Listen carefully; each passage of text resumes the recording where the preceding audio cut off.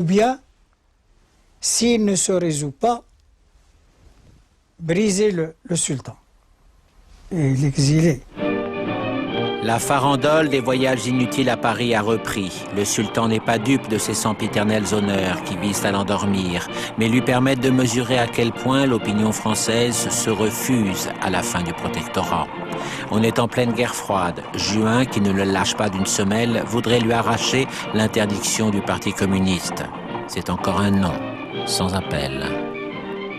Les divergences qu'il a eues avec le général Juin, Mohamed V s'est refusé à interdire le Parti communiste marocain. C'était, comme il disait, ses fils comme les autres, quoi. Juin saisit alors la carte que lui tendent Boniface et ses séides, celle du Glaoui, le pacha de Marrakech, qui nourrit à l'égard du sultan une animosité aussi ancienne que l'histoire de la lutte des féodaux contre le Marsène. Après l'échec du voyage du roi en France, le Glaoui est entré chez le roi en lui disant « Tu dois choisir entre moi et le parti de l'Istiklal ». Actuellement, c'est le parti de l'Istiklal qui te dicte ce que tu dois faire, alors que c'est moi et mes amis, c'est-à-dire tous les féodaux, qui traditionnellement sont des appuis. Le roi l'a chassé. La crise a commencé à éclater dès décembre 50. Bombardé, seul véritable ami de la France, le Glaoui rassemble une coalition de caïds qui se met en marche avec ses tribus vers le palais de Rabat. Il est vrai que Juin est un spécialiste de la déposition des monarques depuis le sort qu'il a infligé au bey de Tunis en 1943. C'est M. Boniface qui a échafaudé cette politique. Ils ont trouvé en le Glaoui un partenaire parfait. Un Glaoui ne comprenait pas la démarche des mouvements nationalistes. Il ne se rendait pas compte que le monde changeait. Il ne se rendait pas compte qu'il y avait un mouvement de libération partout dans le monde et que le Maroc était un des premiers à avoir adhéré à ce mouvement. Le sultan a signé les pseudo-réformes sous la menace, mais Juin sait fort bien qu'il ne s'agit que d'un repli stratégique. Il doit rejoindre l'OTAN et se cherche un successeur de sa trempe. En attendant, pas de crainte pour l'intérim, l'efficace Boniface est fidèle au poste. Il triomphe même dans cette coupe de football qu'il confond avec la politique marocaine. Pour lui, c'est match gagné par l'équipe de France avant le carton rouge pour le sultan. Aux marges de l'œuvre de la France claironnée sans nuance, le bouleversement de la société marocaine entraîne vers les cités un immense cortège de laissés pour compte qui s'entasse dans des bidonvilles où les nationalistes moissonnent sans cesse de nouveaux militants. Tandis qu'encore plus caricature qu'héritier désigné de Juin, le général Guillaume a la main lourde et la tête farcie des clichés d'autrefois servis en langue de bois. Des Français. Continuons sans relâche à travailler nos forces de tout notre cœur à la grandeur et à la prospérité du Maroc. En 1952, tout le monde, tous, presque sans exception, au fur et à mesure que le temps avançait, ont ramassé de toutes parts. Des instructions ont été données pour repérer les responsables régionaux et locaux de l'Istiklal. Alors tout l'appareil, et on a accueilli tout le monde. Les responsables dans chaque région. Depuis 1948, on préparait ça. Et en 1952, on a mis à exécution. La répression ne suffit pas à celui que l'on surnomme le sanglier. Il songe à déraciner désormais le patriotisme au cœur même de la forêt où il repousse sans cesse, au palais du sultan et de son fils qui maintiennent le lien avec l'Istiklal. On a compris que la future stratégie de la résidence générale, c'est qu'il faut d'abord décapiter le parti de l'Istiklal et décimer le parti de l'Istiklal pour que le roi soit à la merci, alors, en tête à tête, de la résidence générale. Le roi le savait. Il savait que son tour devait arriver. L'assassinat à Tunis du leader syndicaliste Farhat Hached met le feu aux poudres. Une émeute déborde du bidonville des Carrières centrales et embrase Casablanca. 3 Européens sont tués. Les forces de l'ordre sous contrôle de la résidence répliquent en tirant sur la foule, laissant plusieurs centaines de morts. L'insurrection inquiète d'autant plus les coloniaux qu'elle manifeste une solidarité inédite entre les courants nationalistes d'Afrique du Nord. Et l'opinion française découvre des images qui ne sont plus celles des nobles indigènes affublés du masque de la reconnaissance, mais des premiers martyrs d'une cause qui désormais l'épouvante. Pour le général Guillaume, on n'a que trop tardé à reprendre le scénario laissé par Juin. Et pour le Glaoui, c'est le moment du règlement de compte avec celui qu'il n'appelle plus que le sultan des carrières centrales. Quoique cousue du fil blanc de la résidence, la procédure est habile. Il s'agit d'une affaire entre Marocains, les purs du bled et de l'Atlas contre les exaltés corrompus de l'arabisme révolutionnaire. À Paris, le gouvernement du faible Laniel, assommé par des grèves, laisse faire. Les tribus du Glaoui n'ont plus qu'à reprendre la route et à encercler le palais de Rechef. Sa Majesté Mohamed V était toujours calme, très peiné, sachant très bien que la fin approchait. Et moi-même, je l'ai revu le 16 août. C'est la dernière fois que je l'ai vu. Je lui disais adieu, sans le dire clairement. Et le 20 août, Guillaume et des tanks sont venus. Ils ont entouré le palais royal pour déposer le roi. Guillaume, de l'air navré de celui qui est bien obligé de faire respecter l'ordre, s'empare du sultan et de sa famille et les transfère sans ménagement en Corse. Il ne se rendait pas compte qu'en touchant à la personne de Mohamed V, il touchait à la légitimité marocaine. Et qu'en touchant à la légitimité marocaine, les génies de la cité au Maroc allaient se déchaîner. Le chaos psychologique et mental allait se créer au Maroc. Je n'exagère pas. La conscience marocaine allait être fracassée. Le sultan a refusé d'abdiquer et au Caire, pour Alal El-Fassi, sa déposition est la faute providentielle. Il prédit qu'elle fera gagner des années à l'indépendance en cimentant l'unité des Marocains autour de l'exilé. Alal El-Fassi, une demi-heure après le départ du roi, disait à la radio du Caire, « Je déclare dès maintenant que nous ne reconnaîtrons aucun autre sultan que Mohamed Ben Youssef, aucun prince héritier que Moulay El-Hassan, et que chaque Marocain maintenant prenne sa responsabilité. » La résidence et le Glaoui ont trouvé un nouveau sultan, un lointain cousin de la dynastie, Ben Arafa. Mais l'usurpateur est un vieil homme tranquille qui ne s'attendait pas à devenir la cible d'attentats en série. On manque de l'égorger quand il se rend à la prière du vendredi.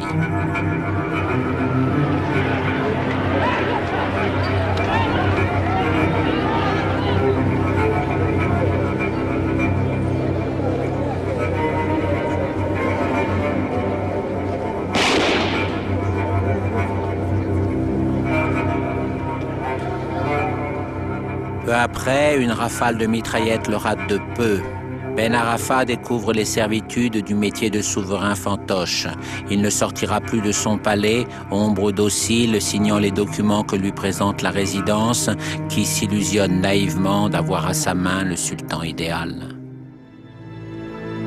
Cependant, au dehors du palais, la situation est de moins en moins sûre. Un attentat au marché central de Casablanca décime acheteurs et commerçants européens. Un fossé de sang sépare désormais les communautés. Et parmi les modestes expatriés qui n'ont plus d'attache en métropole, le mouvement Présence française réclame toujours plus de répression à un Guillaume débordé, tandis que certains éléments glissent dans le contre-terrorisme aveugle.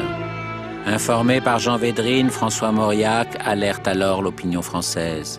Mon père, François Mauriac, a mis dans la balance son prix Nobel et il a courageusement pris le parti de l'indépendance du Maroc,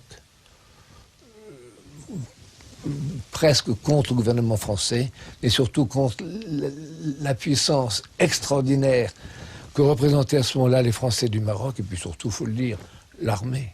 C'était des gens comme le général Guillaume, qui disait des Marocains, je vais leur faire manger du foin. Les lecteurs du Figaro se désabonnaient en raison des prises de position que prenait cet académicien gauchisant, n'est-ce pas? Il a donc quitté le Figaro, et c'est là où il a commencé ses express, ses blocs-notes. Quand les piles de blocs-notes arrivaient sur les kiosques des Champs-Élysées, j'étais stupéfait de voir les gens s'arrêtant et commencer la lecture du journal par le bloc-notes de François Mauriac. J'avais envie de leur toucher le bras et de leur dire, vous savez, c'est mon père, tellement j'étais fier et heureux.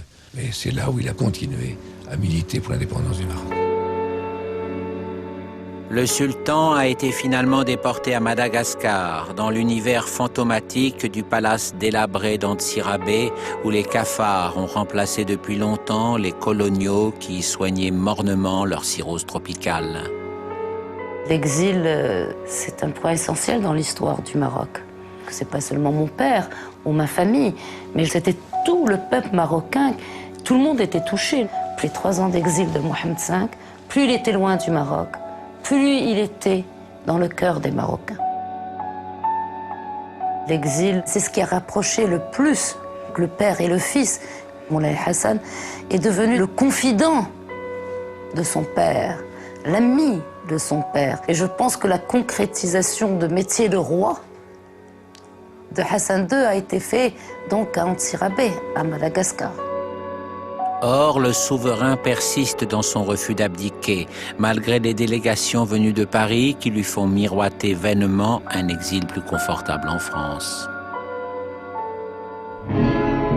Le remplacement de Guillaume par un résident général civil ne change rien. Le Maroc s'enfonce dans le cycle infernal des violences et de la répression. La nuit, on monte sur les terrasses pour voir le visage du roi sur le croissant de lune. Le jour, la rue s'embrase et les femmes ne sont pas les moins ardentes à brandir son portrait avec celui de sa fille aînée, Lala Aïcha, apparue dévoilée lors du discours de Tanger. Les collaborateurs présumés des Français tombent sous les balles des militants que pourchassent les contre-terroristes. Il y avait des répressions terribles, des condamnations à mort, des exécutions. C'est à ce moment-là que s'était déclenchée alors la grande résistance. On tuait tout le monde et cette résistance se manifestait sous plusieurs formes. Chacun faisait à sa tête. C'était le moment terrible. Coups de main sur les routes, colons égorgés. Au récit terrorisant de massacres d'Européens sauvagement suppliciés, répond l'écho sinistre des ratonnades et des tortures. À force de changer de camp, la peur règne partout. On avait franchement peur. On avait peur, c'était la peur du blanc, une peur instinctive, une peur bête, une peur irraisonnée et irraisonnable. L'assassinat par des contre-terroristes de Jacques le Maigre du Breuil, prépondérant acquis à la négociation, comme beaucoup d'autres industriels, pour sauver les réussites de l'œuvre française dans le cadre d'un Maroc libre, sonne le glas d'une politique désormais sans issue. Jacques le Maigre du Breuil, c'est un homme qui a fait beaucoup pour la cause marocaine. Malheureusement, sa mort aussi a été une contribution extraordinaire pour le Maroc parce que ça a eu une résonance fantastique, aussi bien au Maroc qu'en France. Lors des obsèques, Pierre Mendès France, qui vient de dénouer la crise tunisienne, sent l'urgence de s'atteler au drame marocain. Mais il répugne encore à désavouer la déposition du sultan. Les calomnies du passé ne se sont pas dissipées.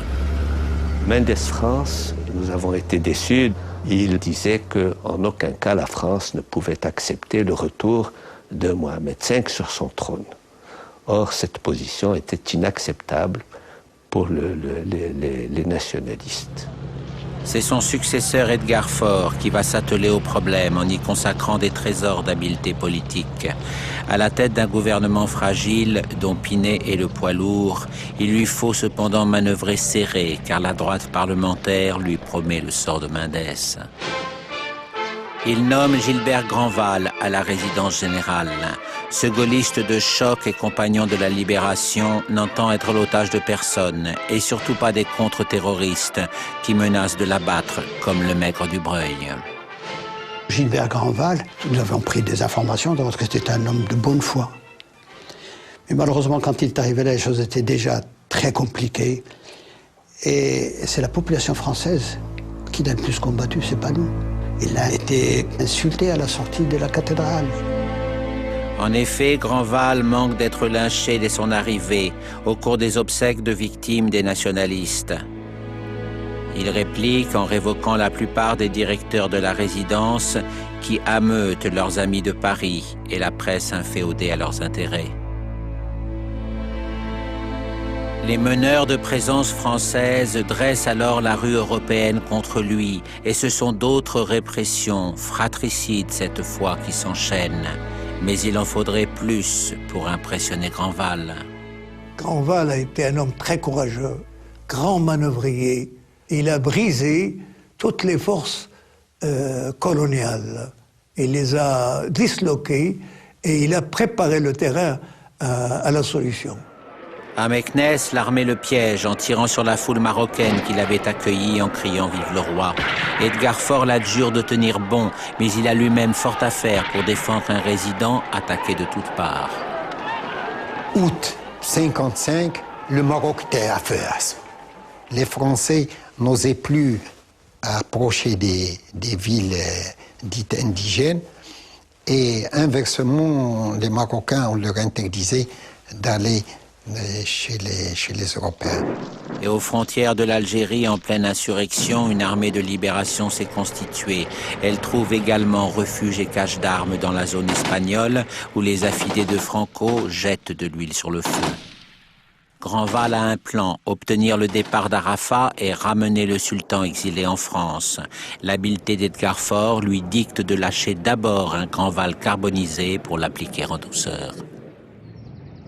À Aix-les-Bains, paisible cité thermale, où Pinet passe tranquillement ses vacances, Edgar Faure invite une pléiade de notables marocains pour d'aimables entretiens qui n'engagent à rien. Mais si, je vous l'assure. Le Glaoui, bien évidemment, et puis le grand vizir centenaire, qui a servi le sultan exilé.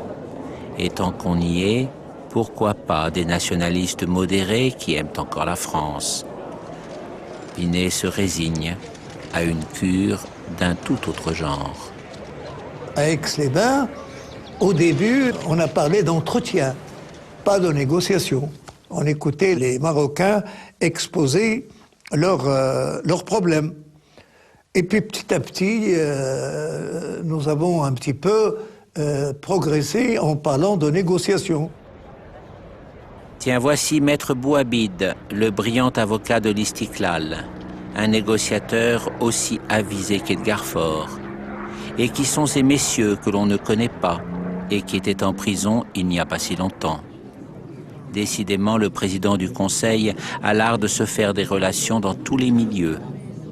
Mais il n'est plus temps de tourner autour du poteau rose, et devant Schumann, Épinay, Médusé, Edgar Faure laisse de plus en plus de place au point de vue des nouveaux arrivants. Pourquoi vous avez cette obsession presque fétichiste, comme disait Edgar Faure, de demander le retour du roi avant toute discussion? Vous avez une chance de faire une double révolution. Pourquoi ne pas mettre en place des institutions démocratiques? Mais on sentait très bien que c'était un combat d'arrière-garde pour essayer de trouver d'autres interlocuteurs. Nous leur disions, personne d'autre au Maroc ne pouvait se permettre d'engager des négociations avec la France si ce n'était pas sous l'égide de Mohamed V. Le Glaoui a compris. Il ne lui reste qu'à tirer noblement la leçon de sa défaite en provoquant un coup de théâtre. Il appelle au retour du roi et abandonne Arafat qui se retire à Tanger. À Aix-les-Bains, ça a été un monument d'intelligence et un monument de professionnalisme diplomatique remarquable. Toutes les grandes lignes ont été arrêtées. C'est bouclé. Edgar Faure a trouvé la formule miracle, indépendance dans l'interdépendance. C'est un peu obscur, mais on devine retour du roi, fin du protectorat. Et puis il est pressé maintenant. Il ne faudrait pas rater le cocktail chez Gallimard, où sa chère épouse Lucie l'attend avec le tout Paris des lettres. Ni les Marocains, ni les Français n'ont voulu prendre la revanche. Et c'est ça ce que j'appelle la dignité. La dignité, c'est lorsque où il n'y a pas de vainqueur, il n'y a pas de vaincu. Le départ du roi pour Paris est aussi précipité que sa déposition. On avait prévu de l'installer à Beauvallon un certain temps. À peine arrivé, Pinet le réclame. Pour la droite, c'est encore l'ex-sultan Aboré. Pour la gauche, un autocrate du fond des âges. Et pour les Marocains de Paris, menés par le fidèle Sibécaille, c'est évidemment le roi légitime. Edgar Faure le fait accueillir avec tous les honneurs d'un souverain.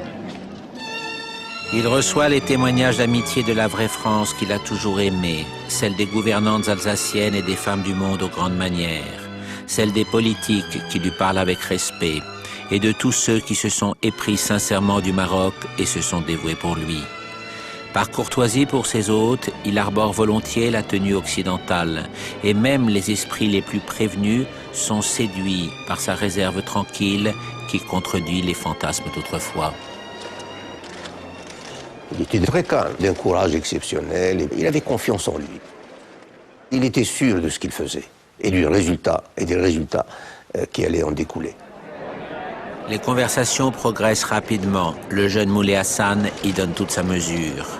Même Pinet en est désormais convaincu. Il faut que le roi rentre vite au Maroc, car les menées sanglantes de l'armée de libération transfusée par le FLN algérien menacent de tout faire capoter. Edgar Faure peut savourer la réussite d'une politique dont seule sa femme connaît le labyrinthe et dont le roi accepte le résultat. On démarre sur de nouvelles bases, mais on préserve l'essentiel des intérêts français. L'arrivée soudaine du fantôme de l'histoire médiévale marocaine enveloppe d'un voile de grandeur les derniers soubresauts des intrigues.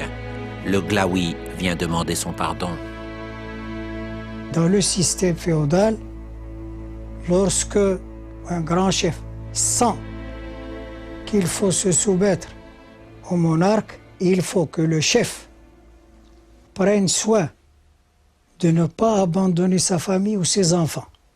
Et il ne peut les confier qu'au monarque. Alors il se baisse.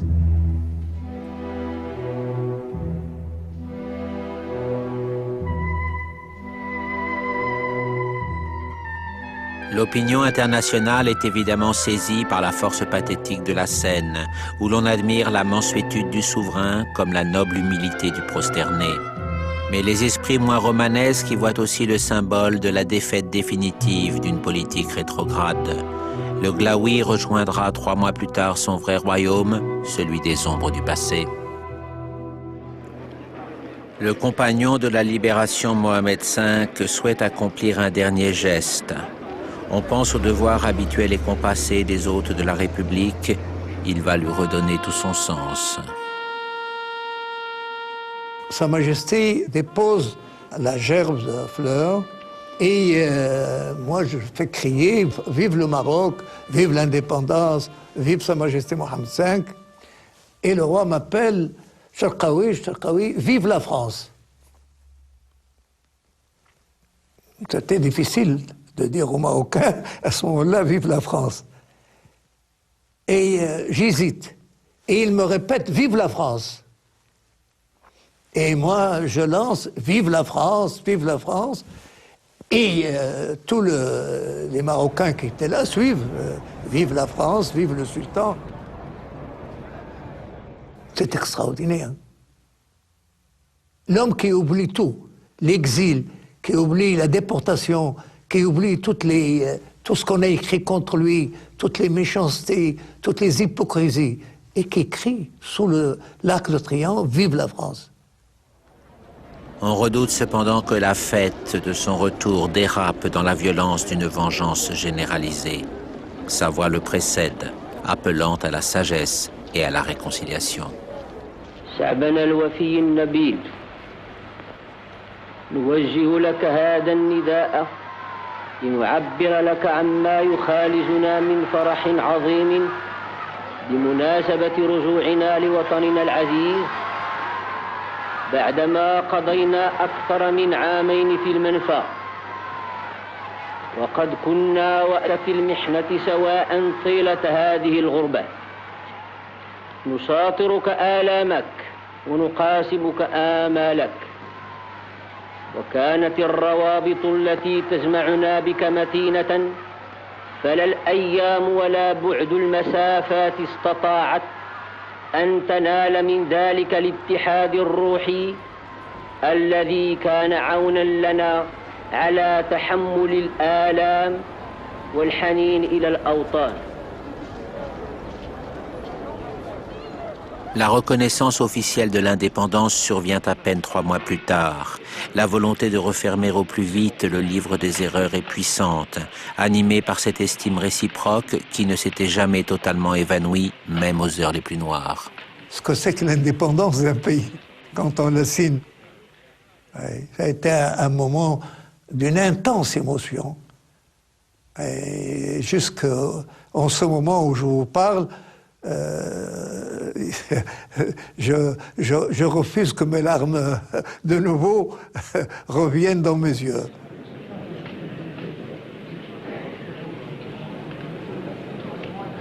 On était perdus, on ne savait pas, est-ce que c'est vrai? Est-ce que c'est vrai? Est-ce que nous sommes indépendants?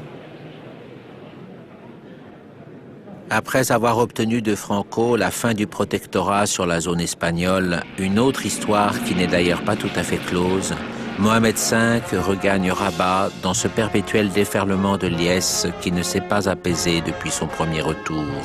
Il est temps maintenant de commencer à bâtir l'État moderne d'un Maroc indépendant. Mais les desseins de Dieu sont impénétrables pour ceux qui croient en lui.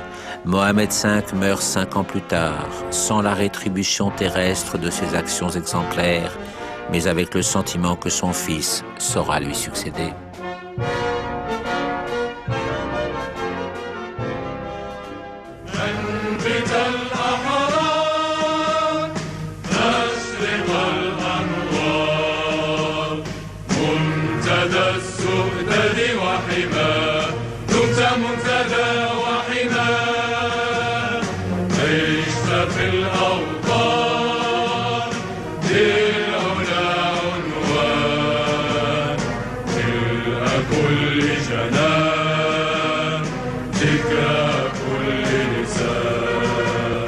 بالروح بالجسد